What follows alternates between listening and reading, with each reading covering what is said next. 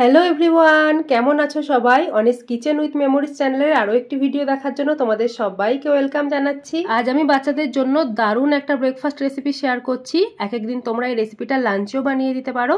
তো চলো রেসিপিটা শুরু করে দিই। সবার প্রথমে দেখতেই পেলে মুসুরির ডাল আর চাল আমি সমান পরিমাণে নিয়ে নিয়েছি। রোজ যে রাইসটা আমরা খাই সেই চালটা নিলেই হবে। তারপর খুব ভালোভাবে 3 থেকে 4 বার জল পাল্টে পাল্টে ধুয়ে নিয়েছি। এবারে চাল ডালটা একসাথে প্রেসার কুকারের মধ্যে দিয়ে দিচ্ছি। তারপর আমি এখানে দু রকম সবজি নিয়েছি। আজকে একটা ছোট সাইজের আলুকে কেটে নিয়েছি আর 2 টুকরো মতো পেঁপে এখানে ছোট ছোট টুকরো করে নিয়েছি। এবারে ধুয়ে রাখা আলু আর পেঁপেটাকে প্রেসার কুকারে দিয়ে দিলাম। তারপর আমি হাফ চামচ মতো পিঙ্ক সল্ট দিয়ে দিলাম। বাচ্চাদের জন্য এই লবণটা ইউজ করা কিন্তু খুবই ভালো। তারপর আমি পরিমাণ মতো জল দিয়ে দিচ্ছি। তারপর প্রেসার কুকারের ঢাকনাটা বন্ধ করে 3 থেকে 4টে সিটি দিয়ে নেব। তাহলেই কিন্তু এই রাইসটা রেডি হয়ে যাচ্ছে।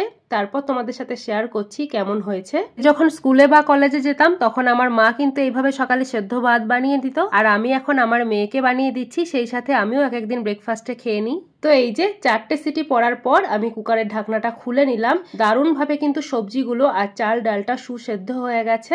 এবারে আমি একটা থালায় বেড়ে নিচ্ছি। গরম গরম ভাতটা আমি 1 হাতা মতো নিয়ে নিয়েছি। তার মধ্যে আমি 1 চামচ মতো বাড়িতে তৈরি করা খাঁটি ঘি দিয়ে দিলাম।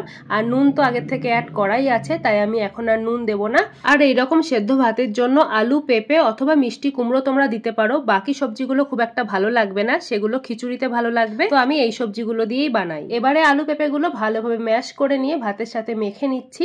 তারপর একটা ডিম সেদ্ধ থেকে অর্ধেকটা ডিম নিয়ে নিচ্ছি। আর আমি এখানে আমার মেয়ের থালাতে খাবারটা বেড়ে নিয়েছি। এবারে ওকে খাইয়ে দেব। এই খাবারটা কিন্তু অনায়াসে আমাদের বাচ্চার সাথে সাথে আমরাও খেতে পারি। আমি তো আমার মেয়ের জন্য যেদিন এই খাবারটা ব্রেকফাস্টে দিই সেদিন আমি ব্রেকফাস্টে 1 হাতা এই ভাতটাই খেয়ে নিই।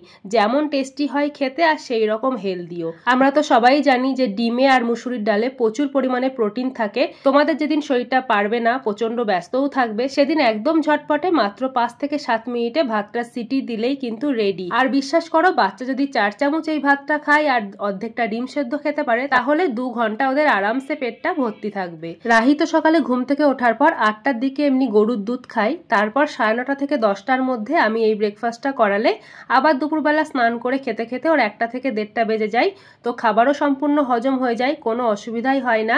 আর তোমার বাচ্চা এটা পছন্দ করবেই। চালের সাথে যেহেতু সমপরিমাণ মুসুরির ডাল আমি দিয়ে নিয়েছি, সেহেতু টেস্ট কিন্তু দারুণ হয়। সেই সাথে বাড়ির তৈরি ঘি দিয়ে মাখলে তো আরো টেস্টি হয়ে যায়। নিজেরাই টেস্ট করে দেখবে, তাহলে খুব শীঘ্রই তোমরা এই রেসিপিটা বানিয়ে নাও আর নিজের বাচ্চাকেও খাওয়াও, নিজেরাও ট্রাই করো।